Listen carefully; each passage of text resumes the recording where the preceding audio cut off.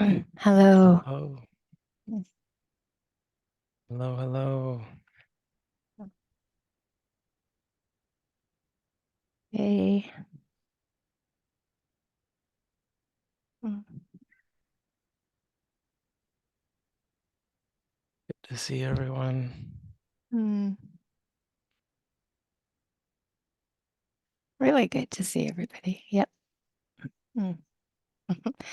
You don't forget to see everyone on the other page if you want. Mm. Wow, Suzanne, you're back for more. We just had a little day long today here in Holyoke. We moved indoors. We were gonna have a day long out in the park, but it was 47 degrees and raining. So we luckily found a place to shift to. I wasn't sure who would come for part two of our meditation day. Suzanne, I think you in the middle. Mm. That's cold. Very calm. It was and Arlene and Rob, we met some friends of yours. Really sweet, yeah.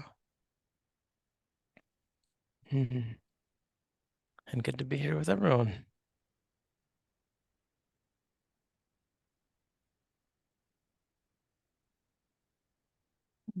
Oh, we're going to announce that we decided to try having the sitting be 45 minutes instead of 40 because it seems like everyone's quiet. It would be nice to have a few more minutes. So it'll ring at quarter of.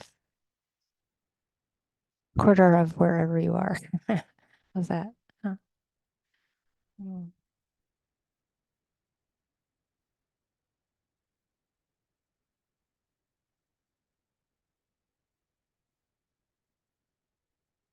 I think that beginning with some compassion, karuna again, or you can lean into the loving kindness or the mudita.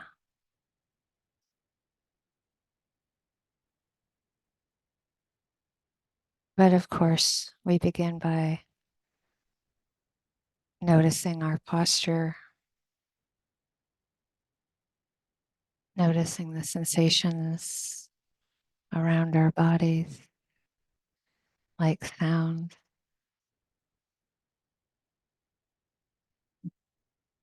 the surface of our body, the sensations there. It's just a light grounding, the sensations where our sit bones touch our cushion, bench, chair.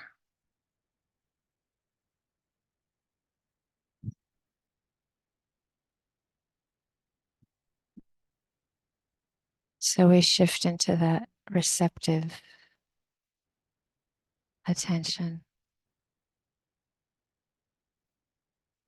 And if you find it helpful, you get the sense that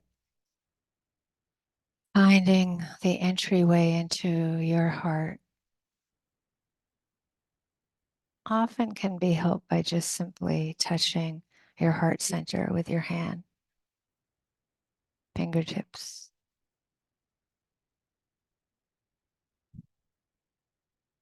So it's really that entry point is that simple touch, physical touch.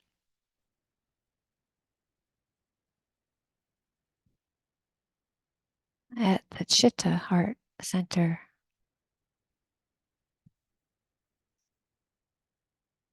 you can get that sense of receiving if kindness is in your hand or compassion, caring about pain,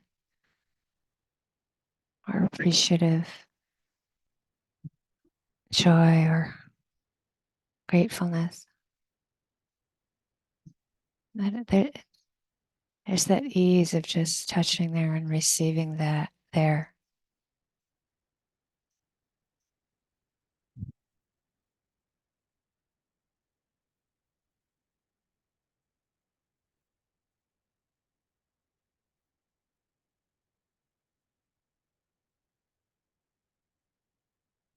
Sometimes with loving kindness, it's just bringing to heart or mind a being or a person easy to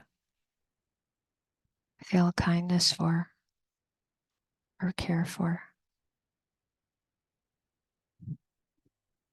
The easiest being.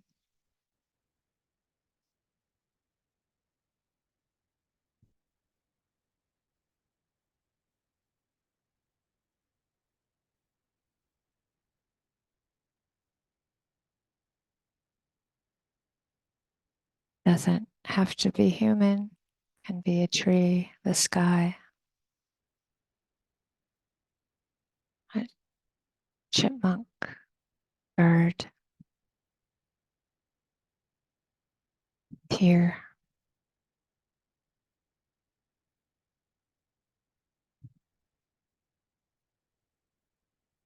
You can get the image of them or the essence, the felt sense,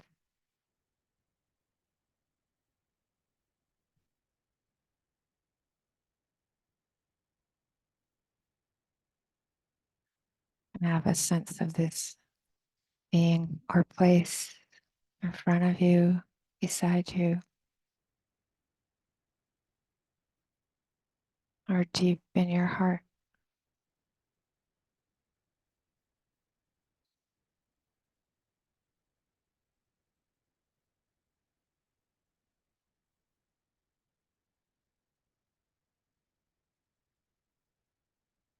This being is the anchor, this being our place, just like the breath or sound, hands. It's just an ease of connection, the easiest.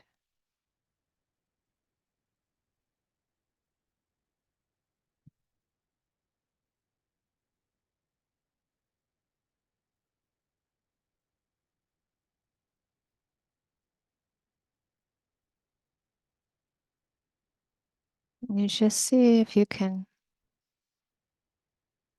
notice as you return to this connection that you may wish this being or place well.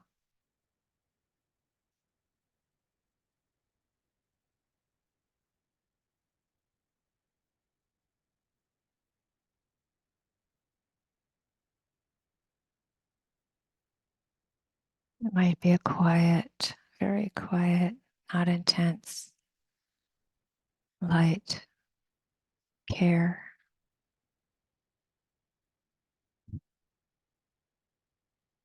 well wishing.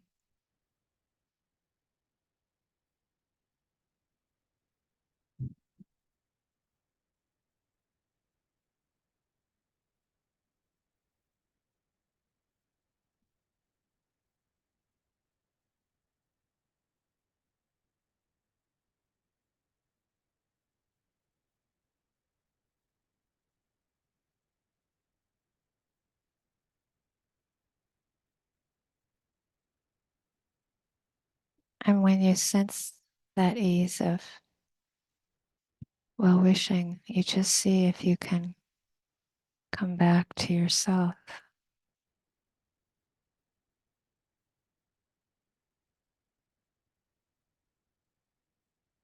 and wish yourself well, care or kindness.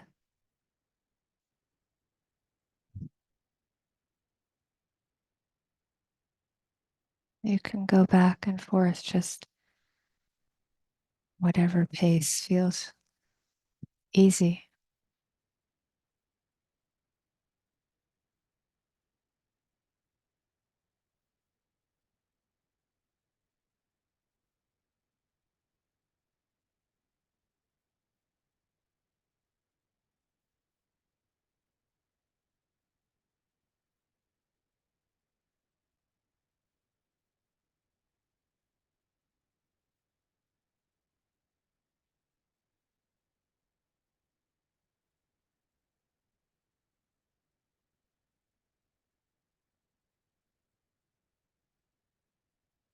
For some people, letting that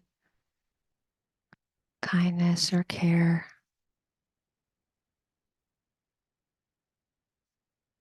quench places in our bodies or our whole body.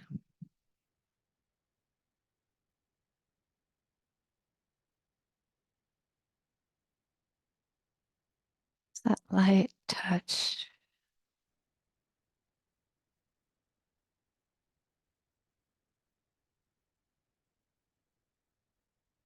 May I live with ease, peace,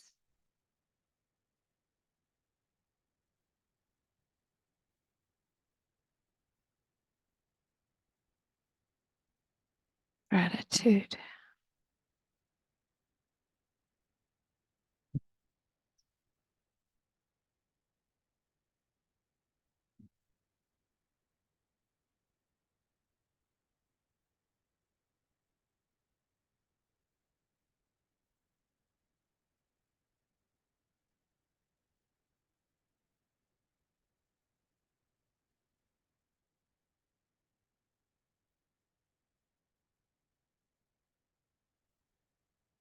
Any thoughts that are coming and going, you can just touch them with this kindness or care. No need to get entangled in them, just caring about them. Care without entanglement.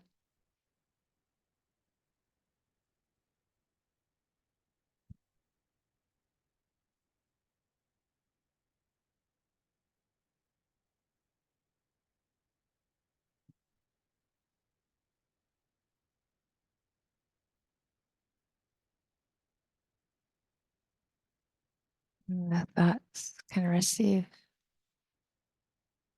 the care as they fly by and disappear.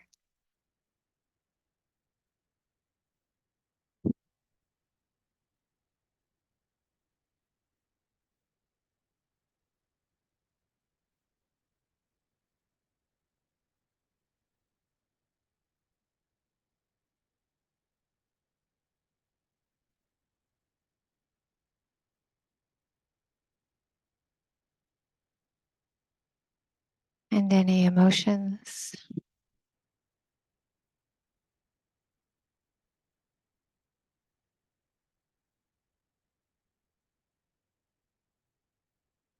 sad or lonely, angry, anxious, afraid, disappointed,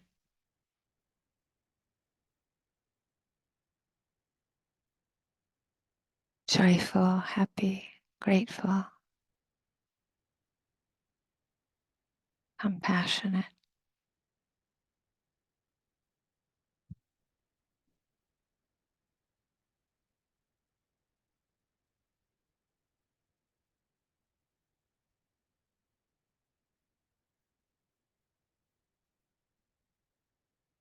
Caring, light touch as the words and body sensation, images come and go and disappear.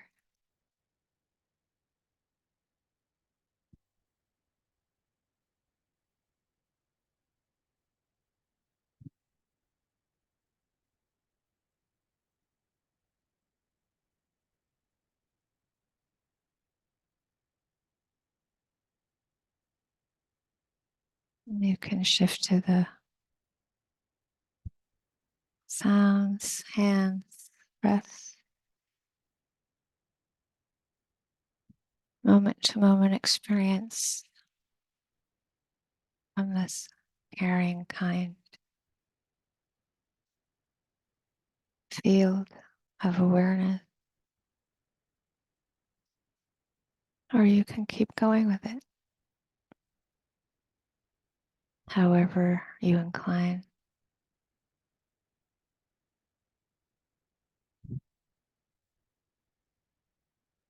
being with things just as they are, as they appear and disappear.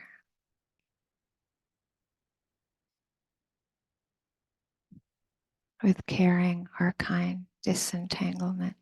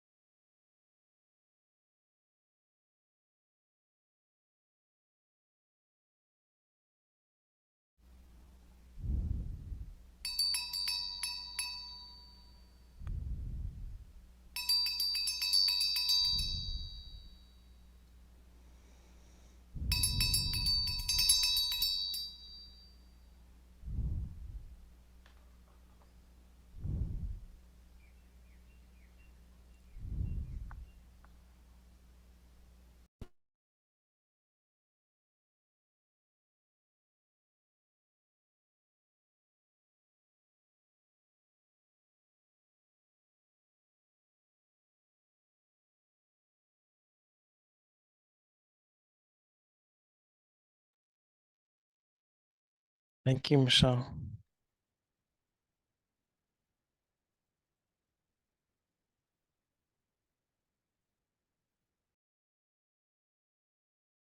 Julie, are you raising your hand or waving? Uh, uh, Oh, Jill Michelle. Let's see, can you unmute there? There you go. Okay. Hi. Well, David's question kind of just made me, I had an original question and it gave a bit of a approach to my question. So my question is more about my own self, in terms of how I approach people when I sense if they're saying things that are or doing things that I don't quite approve of, or I perceive, well, I see where they are almost. I can sometimes sense about people. So, and if it's something that I find that is injurious to their doing, then I think it's justified to be able to speak. But sometimes I will speak just about things that, like, where maybe somebody's ego is involved, or maybe they don't have the political perspective that I uh, embrace, or in terms of justice, stuff like that. Anyway, I guess what I'm asking is, I'm trying to discern what is the right way to have right speech in situations where there is that kind of conflict going on, and there's different degrees.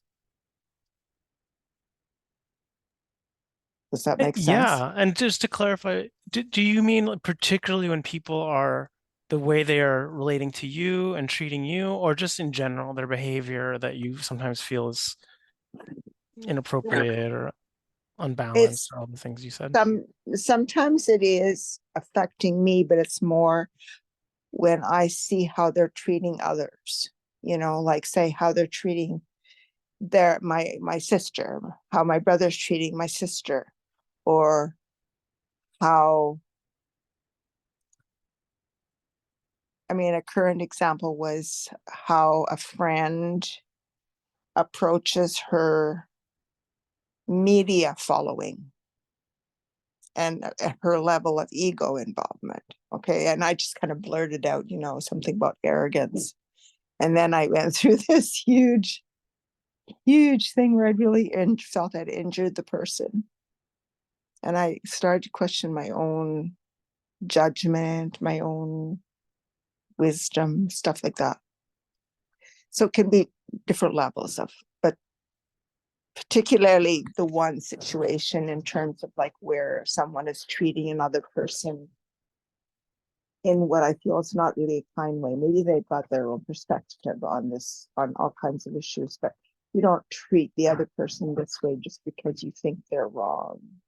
That's not kind, that kind of thing. So it can be all different.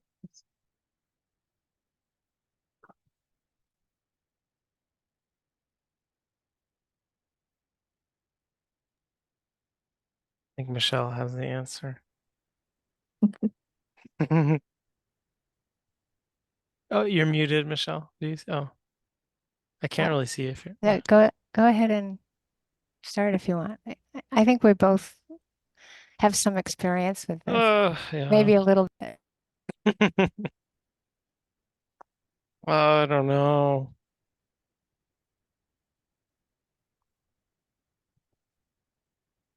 I mean, I think where I'm looking at is it my ego that's getting involved in this stuff, Right, right.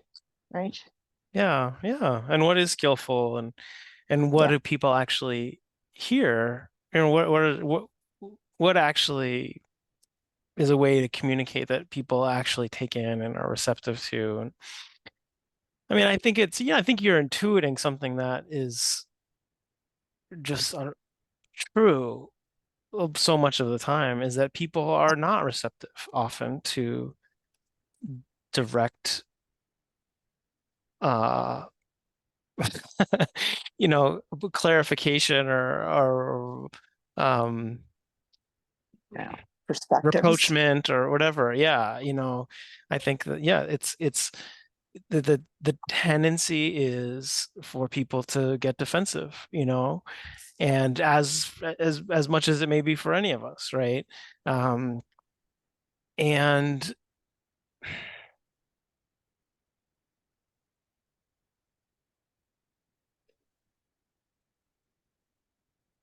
what is our responsibility? You know, do I think there is also that sense of that sometimes it feels irresponsible to just let something go by, right? That if we don't want to be a bystander or we don't want to be the recipient of someone's abusive behavior and we don't want to um, condone it actively or passively, you know, when someone else we care about we feel like is being you know, harmed or injured. So that sense of how do we intervene? How do we interrupt the flow of, you know, behavior that seems to lead towards harm towards us, towards others, towards another, you know, some person towards themselves. Um, I mean, boy, I'm sure all of us wish we had the like answer to that, you know, of how to do it. And I think part of it is, you know, it really depends on the individual. It really depends on the circumstances. Certain things will work in certain circumstances and not in others. I think your intuition to be careful and thoughtful and sensitive to what our own kind of ego needs are in those moments and where are we ourselves just sort of spilling out emotions that we don't want to feel ourselves. So we're kind of shaming, you know, someone else's behavior and um, because we feel our own sort of overwhelm and grief or you know, however what we imagine or see happening. There is a lot going on in those moments. Right. Thank you. Yeah. Yeah, you know,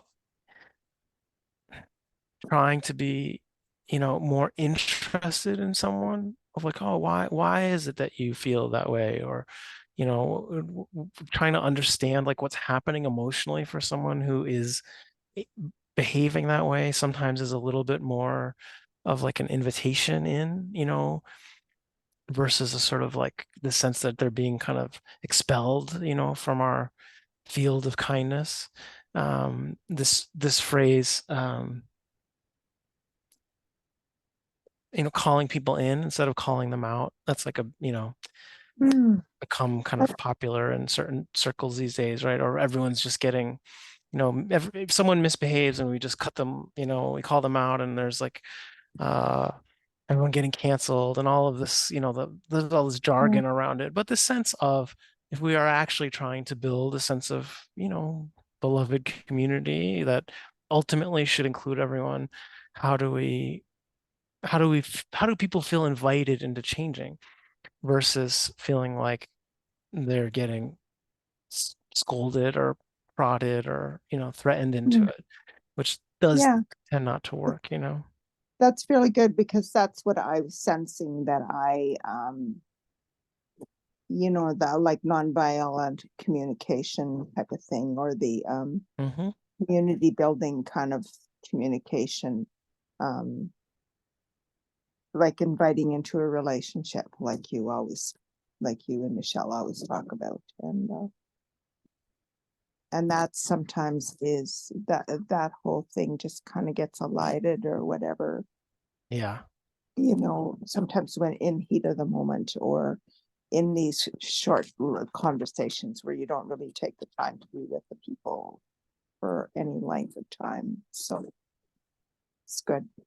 absolutely. I know. And we're all, it's good, you know, as long as when we're humbled by it, it's good, you know, because we've all, or I'll say all, many of us have made those choices, right? And sometimes those methods, not nonviolent communication or that sense of restraint or being kind rather than being right, you know, they're not as gratifying to a certain part of our egos. It's true, you know, And yet Mhm. you often leave feeling better and not as remorseful and not, you know, Yes, that would save trouble yeah, for myself and the other. right. When you dread seeing their email address show up when you're like, oh no, they're responding. Or not responding. Yeah, right. Right. Avoiding, whatever. Okay, thanks. Michelle, any thoughts? Uh, okay, it's just hard. Your mouth is covered by your name on the Zoom there, so it's hard to tell if you're trying to talk. Sorry, Michelle. I'm usually standing, so it doesn't happen.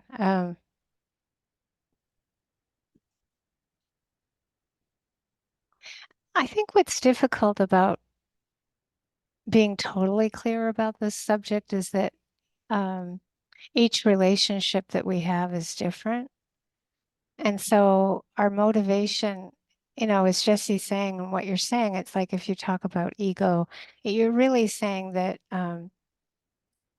I need to look at my motivation, right, for saying something. And that's what Jesse's saying. Ultimately, it's like, what's the motivation? And if a relationship is something we care about to the point of it's really important to say something, then I think that actually requires the most care about how one might say something that might, as Jesse was saying, need to be heard well, hopefully, versus not heard well. So I think that when it's someone we don't know or super casual relationship, the stakes aren't as high for um, wanting to maintain that connection for a long time. Yeah. So I think there's different ways that unfolds because of that. And ultimately it's like how much can we really change people versus how much can we really understand people? And then out of that understanding, can some change happen? I think it's usually that. Like it's like I think before we try to change people, often it's helpful to have that intention to understand, just Jesse says, the interest. And then out of that connection with somebody, often there's less pressure to change out of judgment, but out of someone caring or us understanding ourselves. So that's easy to say. I can say that easily. But Yeah. but it's actually remembering to have that intention to understand. I mean, I have talked about our feral cats a lot because they teach me a lot about this kind of intention to understand because they don't censor themselves at all. And the mother cat is like the alpha, and the two daughters really don't get along. I mean, they really don't get along. And if you pay attention for some years, you see that one daughter, um,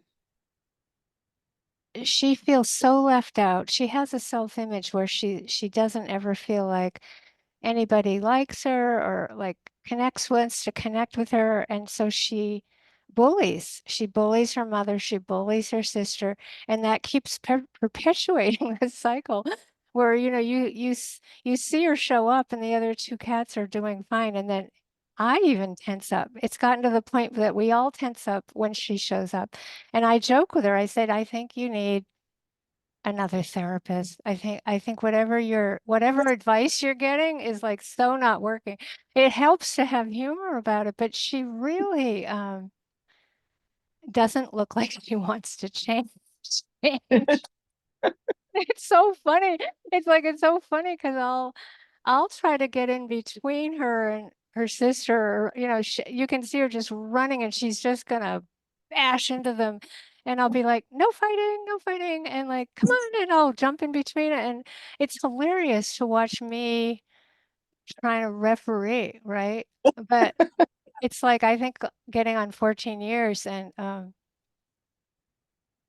Yeah, no, It's the From a referendum. modest assessment, I think she's getting worse, no matter what we're trying, you know. And so I no, but does that mean I can't care about her and love her and understand her? No. Yeah, it's kind of like observing the family dynamics, like Yep, yep, this huge family and just yep. all these factions, and I'm trying to be a peacemaker, making it worse sometimes. Right, and it's like when I watch myself get in between her and her who she's about to really bash, I feel like it's a good idea. I actually feel like it's like, that I'm trying to eliminate that much dukkha. But other than that, I kind of, it's like just watching. There's only so much. I try to prevent the real deep harm, right? Yeah, And that's what you sort of presented in terms of your family. You're trying to, you're trying to like just kind of have a choreography where you can't change the dynamics necessarily, but you can lessen the harm. Help, try to. yeah. That just reminds me I'm actually a better person at waiting for the others to invite me to um be part of it, whatever the conflict is, rather than jumping in myself. So I really appreciate all the perspectives you're sharing here. Thank you so much. Yeah. None of us have this experience, Julie. Oh, all right. Gotcha. Hmm.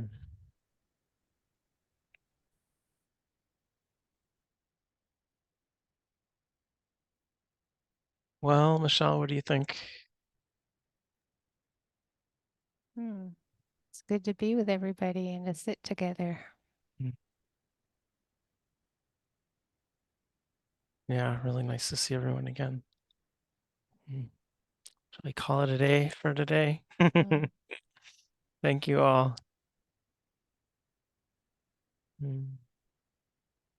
Take good care. Hope to see you next Sunday. And aloha.